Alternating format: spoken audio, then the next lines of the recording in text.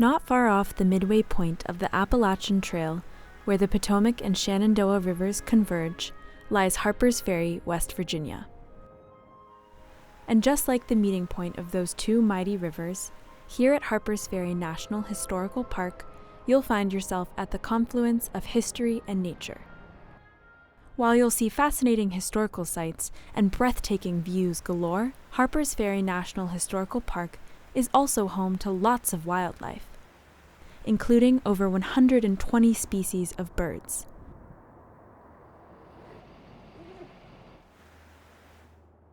Though lately, the sighting of one elusive bird brings more joy to this historic place than most. The Peregrine Falcon is a member of the family of the Falconidae, which are one of the raptors here in North America. And it's considered to be one of the fastest birds on Earth. Though a full-grown peregrine is roughly the size of a crow, they possess several traits to make them extremely effective bird hunters. Sharp talons for holding prey, a tomial tooth for killing prey, and most impressively, when it does it stoop dive from height to capture birds, then it's traveling the fastest speed any living organism can. However, none of these attributes could save the peregrines from a population decline caused by DDT. DDT was an insecticide developed around about the end of the Second World War. It was developed by the military for controlling disease-spreading insects like mosquitoes and lice, and it's very effective at killing insects, but it also kills other organisms as well. And because it has a long life in the environment, it can actually build up through food chains and accumulates through a process we call biomagnification or bioaccumulation. So DDT biomagnifies or bioaccumulates, and when you've got residual amounts in the environment, microparts per million can be in the soil and in the water. If it was in the soil, it would make its way through insects to small birds. Those organisms can accumulate those small amounts and then have it hundreds or thousands of times more concentrated up one level. Therefore, the peregrine would get them by eating small birds. They would accumulate that DDT over their entire lifetime, and then it has reached levels that could be millions of times more than what it was in the water or the soil itself. And in particular for the peregrine falcon, the biggest issue was it impacted the laying down of calcium from the female bird's body.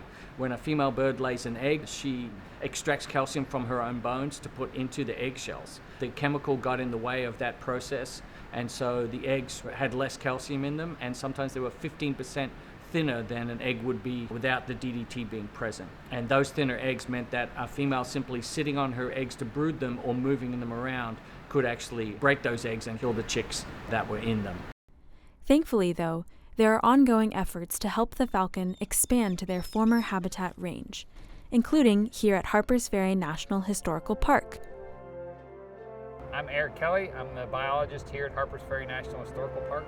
I usually prefer to dwell or to live and nest on rock cliffs and outfaces, kind of like the one behind me on Maryland Heights. You know, we have a lot of park volunteers. Part of our management strategy is to monitor the peregrines. I'm kind of sort of the lead volunteer, helping monitor the falcons. And the last couple of years, I actually helped to develop a more formal observation program to train them in, how to observe the birds and take data and all that kind of stuff.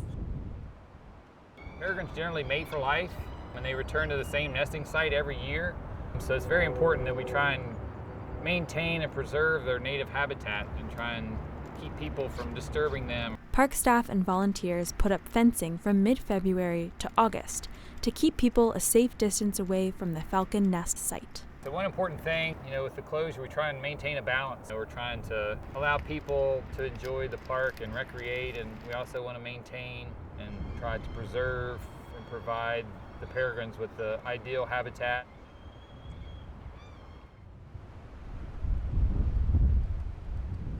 So over the last 2 years, we've actually had successful reproduction of fledglings in the park. In 2021, we actually had one single fledgling survive, leave the nest and move on. And then last year in 2022, we had 3 fledglings survive and move on. Yeah, the comeback of the peregrine since being delisted from the Endangered Species Act, it's a combination of factors, and one would be the reduction of the amount of DDT in the environment. But we also have a general increase in awareness of what wildlife needs today, and so we're improving many environments. We've been getting a few more volunteers now that are like interested in like college kids and people that are into birding and that kind of thing. Like, hey, how do I get involved and how do I, participate in this program? And I think seeing iconic birds like this that the general public has a connection to, and seeing them in trouble environmentally, inspires people to do something, to act. I think it's just super exciting to know that, it's been 70 years since we've had them here in the park, over there on the cliffs in their natural habitat. So I just think that's super exciting to me and gets me excited to think about them and, keep this program going and get volunteers and just to keep it going. Every time I pass through Harpers Ferry, we make a point of stopping, listening for them because they do call and I can hear them calling to one another. And I always search that cliff face to find their roosts, even if it's not their breeding season. And it's fun to always see them there. So I have a personal connection to the Harpers Ferry Peregrine Falcons, and I hope they're going to be there for decades to come.